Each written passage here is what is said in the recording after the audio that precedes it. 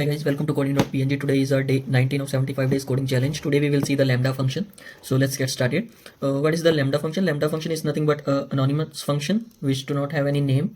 Okay, and where we use those functions and why we create those functions is like wherever the requirement is of we have to implement some logic, and that logic is only like one time required, not like multiple times, or there is no reusability of that code. So there we use that function.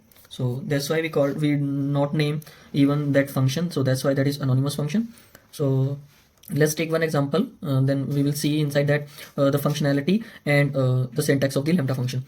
So let's first see the syntax is not let's first see the syntax. So syntax is first you have to use the keyword lambda, okay, and then you have to define the argument or parameter, like I gave as a num, okay, which you want to pass it to that function, and then we have to use the colon, and then operation you wanna perform on that parameter or argument. Let's say I have to square this number, okay, like this we can do this operation. So if I write it down, lambda is a keyword, okay, and then this num here is our argument which we passed, and then the colon, then the operation. Okay, so this is our syntax for the lambda function. Let's take one example. Let me just comment it out and copy this itself. So now the requirement is I have to get the number get doubled. Okay, so I have to find out the square for the number. How we can do that?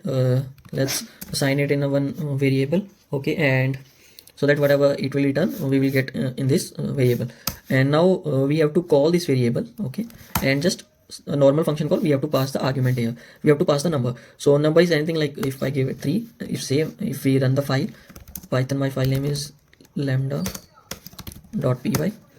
so yeah, it didn't printed anything, so we have to print it out the result, just print it out. So yeah, as you can see, it returned now 9. Okay, if I gave it like 2, then it will return the square of 2 is 4. Like that, this is the lambda function functionality. And let's take one more example to see the power of this lambda expression.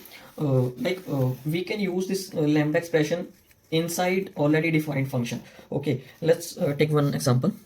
Let me define one function. Okay, my function, I name it as my function. Let's pass one parameter in that n, and then return that number.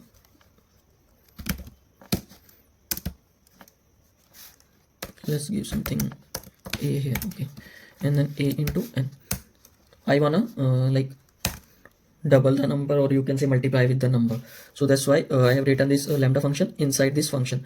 So now let's call this function my function, then pass the number 2, okay, and I want to double it, so let's give it my doubler, okay, like that, and it will return something. So if we call this my doubler,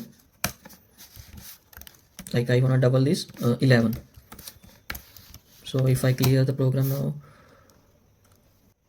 so yeah, let's run this file once again, and yeah, it return me 22, it get doubled. Okay, if I change it to 2, it will get double. Now double of 2 is 4. If I pass it here as 6, so 6 double is 12, right? Like that. If we want to change it to like 3, okay, then 3 is, it will return the triplet, so that is 6 plus 6 plus 6, that is 18. 6 into 3 it will do. So this is like how we can implement the functionalities one under the function without naming this function anything. And this is the power of lambda function, so remember it. Thanks.